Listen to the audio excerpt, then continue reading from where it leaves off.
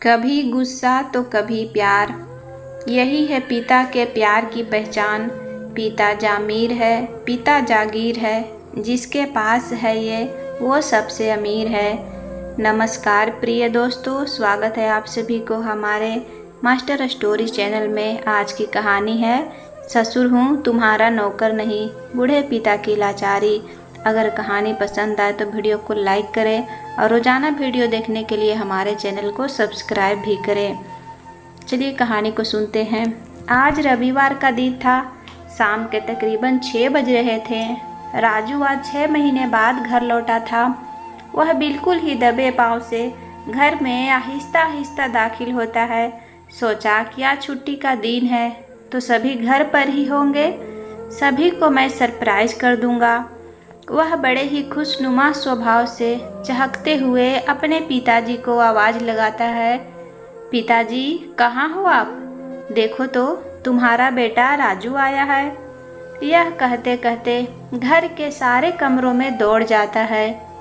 राजू कहता है, देखो ना तुम्हारा बेटा घर आ गया। देखो तुम्हारे लिए मैं क्या क्या लेकर आया हूँ विदेश से। सारे घर में बिल्कुल सन्नाटा छाया हुआ था। किसी की भी कोई आवाज़ नहीं आ रही थी, मानो जैसे घर में कोई हो ही ना। राजू मन में सोचते हुए, आज तो रविवार का दिन है, छुट्टी है, सभी को घर पर ही होना चाहिए था। अपने आप से बतियाते हुए उसका चेहरा एकदम से उतर जाता है। काफ़ी आवाज़ लगाने के बाद कोई प्रतिक्रिया न मिलने पर राजू ने घर के सारे कमरे खंगाल डाले। उसकी पत्नी ममता भी कहीं नज़र नहीं आ रही थी। वह धीरे से दबे पांव अपने पिताजी के कमरे की ओर चल देता है। उसके दिल और दिमाग में कई प्रकार के उल्टे ख्याल दौड़ पड़ते हैं। कहीं कोई अनहोनी तो नहीं हो गई हो। वह कांपते हाथों से अपने पिताजी के कमरे का दरवाज़ा खोलता है। दरवाज़ा खोलने पर वह सामने का नज़ारा देखकर दंग रह जाता है। उसके हाथ पांव कांपने लगते हैं। वह देखता है कि उसके पिताजी अधमरी हालत में बिस्तर पर बेसुध पड़े हुए हैं और ममता उन्हें बुरी तरह से डांट रही है। यह सब देख सुनकर राजू के पांव तले से ज़मीन खिसक जाती है। उसके कान मानो सुन्न हो जाते हैं। पिताजी की ऐसी हालत देख उसे विश्वास ही नहीं हो रहा था कि वह जो देख रहा है वह सत्य है या फिर उसकी आंखों का धोखा। एक टूटी सी चारपाई पर पड़ा उसका पिताजी कराह रहे थे। वह अपनी बुदबुदी सी आवाज़ में हर बढ़ते हुए ममता को बार बार ममता से पानी मांग रहे थे। लग रहा था मानो उन्हें खाना खाए काफ़ी समय हो गया था। पिताजी का शरीर लकड़ी की भांति सूखे तिनके के समान हो गया था। ममता को तो यह पता ही नहीं था कि राजू चुपचाप दरवाजे के पास खड़ा होकर उसकी यह सब बातें सुन और देख रहा है। यह सब देखकर राजू की आंखों से आंसू झरझर बहने लगते हैं। वह दौड़ते हुए पिताजी को अपने सीने से लगा लेता है। पिताजी अपनी धुंधली आंखों से अपने बेटे राजू को पहचानने की कोशिश करते हैं। जैसे ही वह राजू के हाथों का स्पर्श महसूस करते हैं तो पिताजी की छाती भर आती है और वह सुबक सुबक कर रोने लगते हैं। तू आ गया बेटा राजू, कहते हुए पिताजी। यह सुनकर राजू ने अपने पिताजी को कसकर अपनी बाहों में समेट लिया। अपने पिताजी को धीरे से चारपाई पर बैठाते हुए राजू ने अपने पिताजी से यह सवाल किया कि पिताजी आपको क्या हुआ है? पिताजी के बिखरे बाल और कपड़ों से आई दुर्गंध से लग रहा था मानो पिताजी को नहाए हुए भी महीना हो गया हो। राजू कहने लगा, पिताजी जब मैं 6 महीने पहले विदेश गया था तो आप बिल्कुल स्वस्थ और खुश मिजाज थे। बीते दिनों में ऐसा आपके साथ क्या हुआ कि आपकी ऐसी हालत हो गई? और आपने फ़ोन करके मुझे बताया भी नहीं।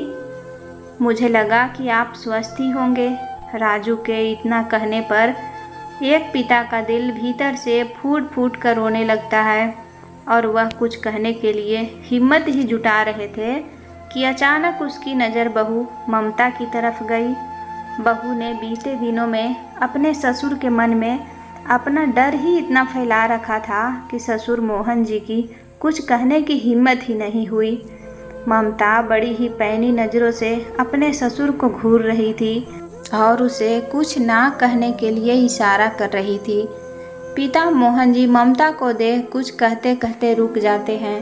राजू फिर से अपने पिता की आंखों से आंसू पोंछते हुए सवाल पूछता है, बताइए ना पिताजी, क्या हुआ आपके साथ? अपने पिता की आवाज़ सोनी और मोनू, राजू के बच्चे, दादाजी के कमरे में डरे सहमे से प्रवेश करते हैं, क्योंकि उनकी माँ ममता ने उन्हें अपने ससुर से बात करने और उनके कमरे में न जाने के लिए सख्त हिदायत दी थी।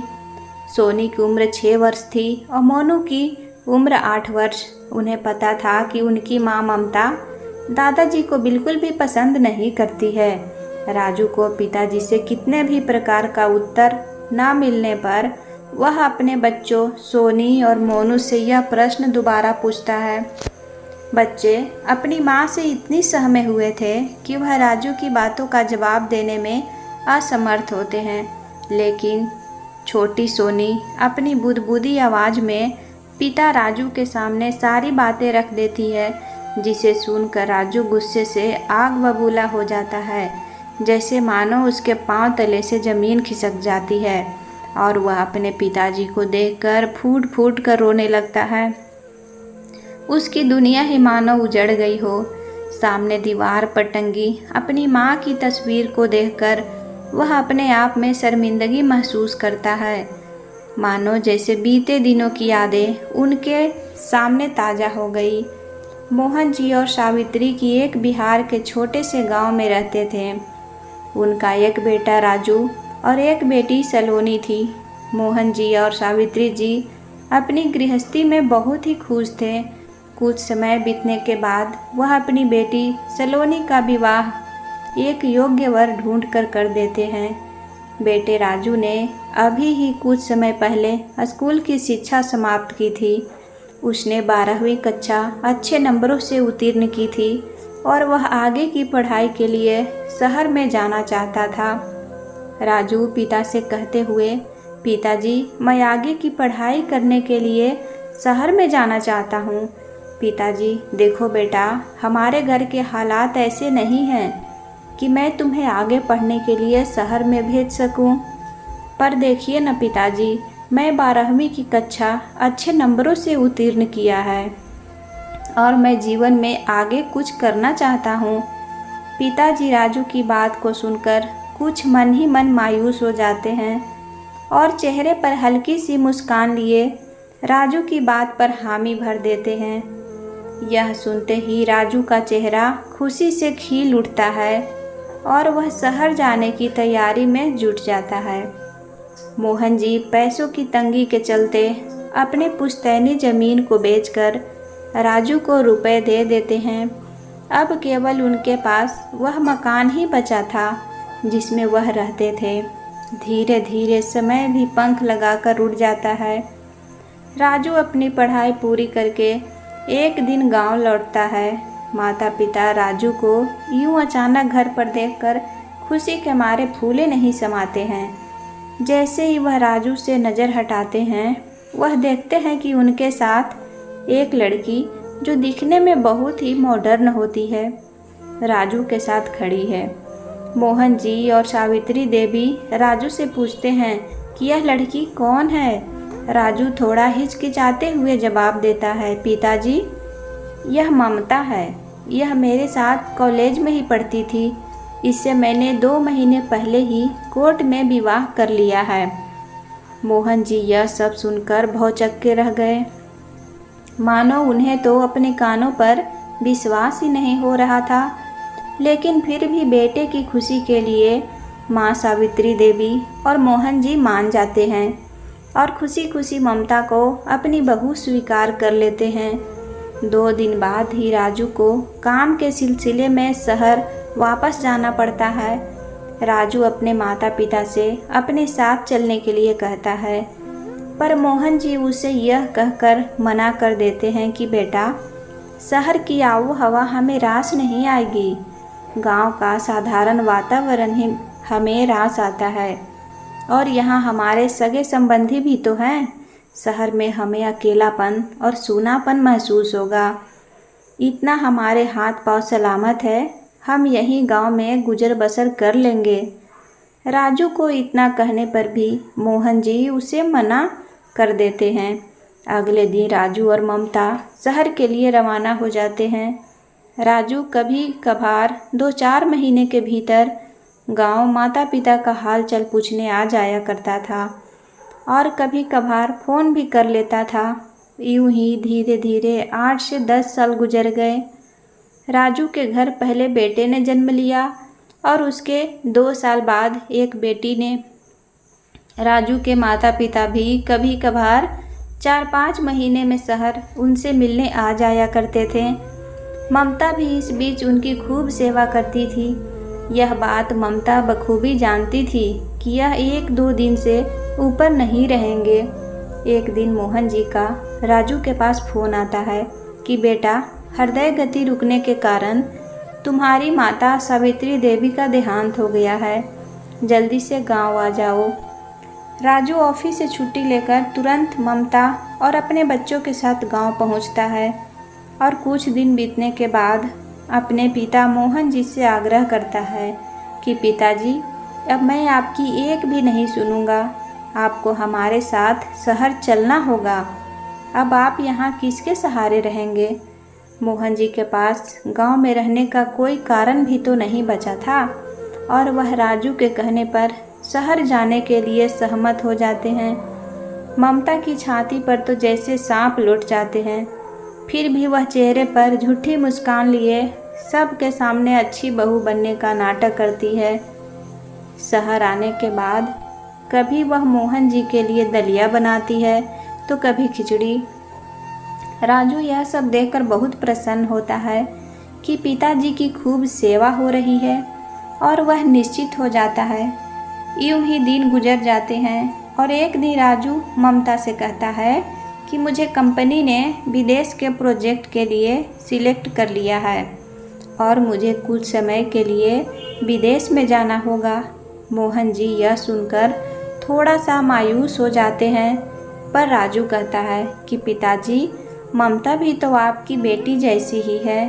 अगर आपको कोई परेशानी है तो फिर भी आप मुझे बता सकते हैं। यह सब कहकर राजू कुछ समय बाद विदेश के लिए रवाना हो जाता है। राजू के जाते ही ममता के तो मानो तेवर ही बदल जाते हैं। वह मोहन जी से कहती है, ऐ बूढ़े, बहुत हो गई अब तेरी सेवा। अभी तो तेरे हाथ पांव सलामत है।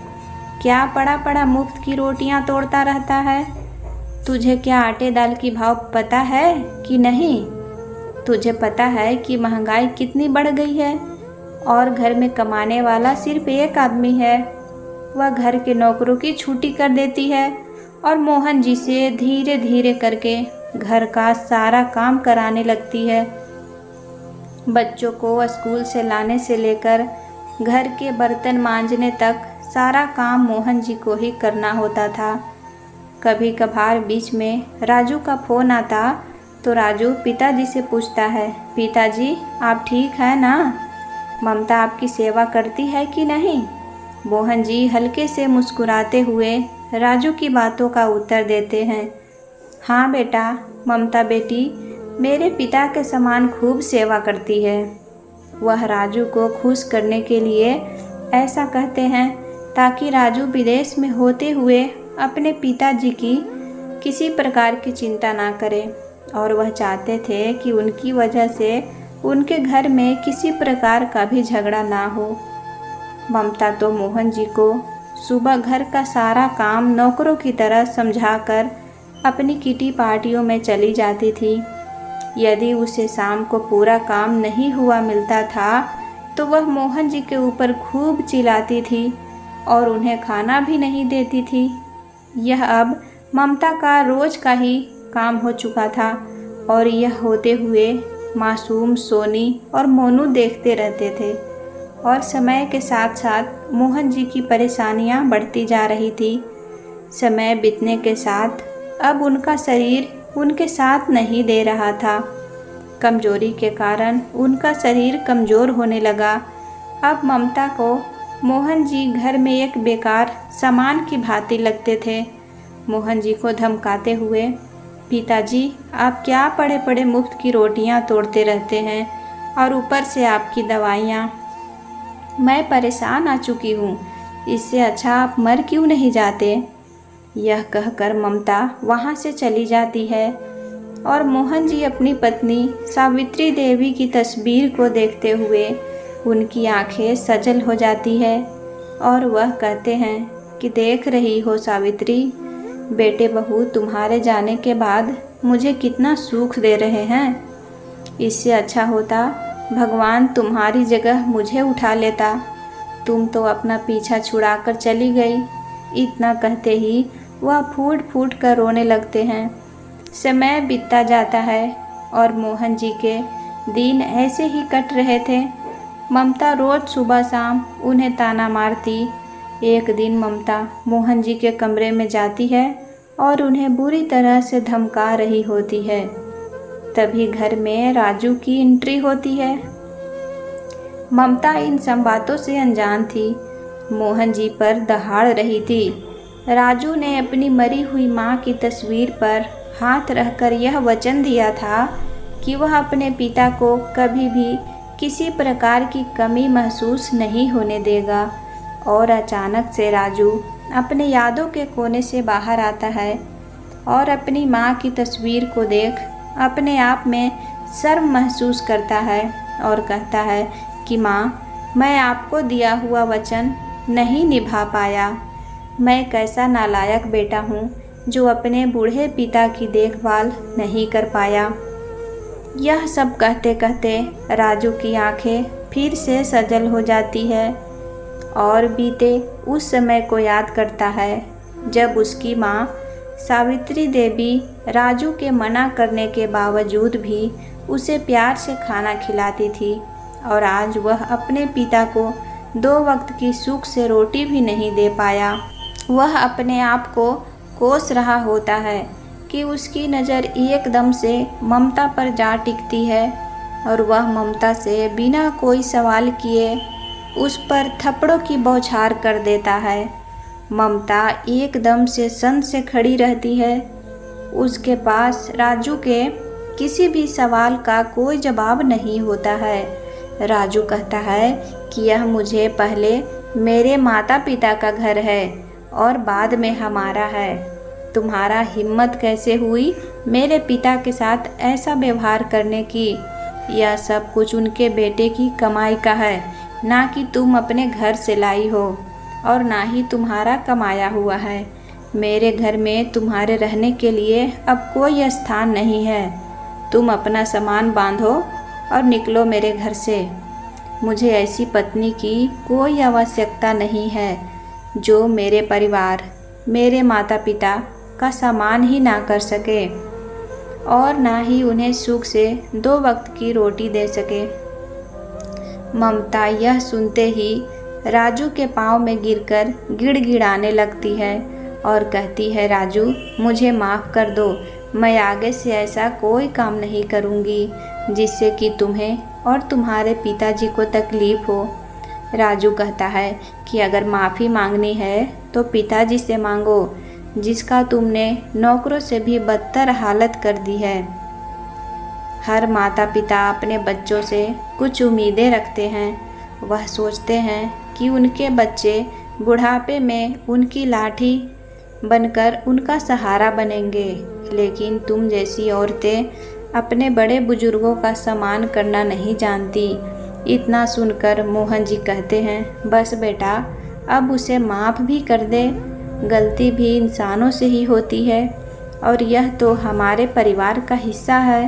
यह शब्द सुनकर ममता अपने मन ही मन अपने आप को कोसने लगती है और राजू से कहती है, राजू और पिताजी, मैं अपने किए पर बहुत शर्मिंदा हूँ और मैं आप दोनों से एक वादा करती हूँ कि मैं दोबारा ऐसा कोई काम नहीं करूँगी जिससे आप दोनों को तकलीफ़ हो। अब राजू और उसका परिवार और पिताजी हंसी खुशी रहने लगे और ममता ने समय के बीतने के साथ साथ अपने आप में सुधार कर लिया था। तो दोस्तों, माता पिता का दर्जा भगवान से भी ऊंचा होता है, क्योंकि भगवान हमें सुख भी देते हैं और दुख भी, लेकिन हमारे माता पिता ही केवल ऐसे होते हैं जो हमें सुख देते हैं। भगवान हर जगह पर नहीं हो सकते, इसलिए उन्होंने माता पिता को बनाया है। तो अपने माता पिता के साथ अच्छा व्यवहार करें। दोस्तों, ये थी कहानी पसंद आती है तो वीडियो को लाइक करें और रोज़ाना कहानी देखने के लिए हमारे चैनल को सब्सक्राइब करें। कहानी को पूरा देखने के लिए दिल से धन्यवाद।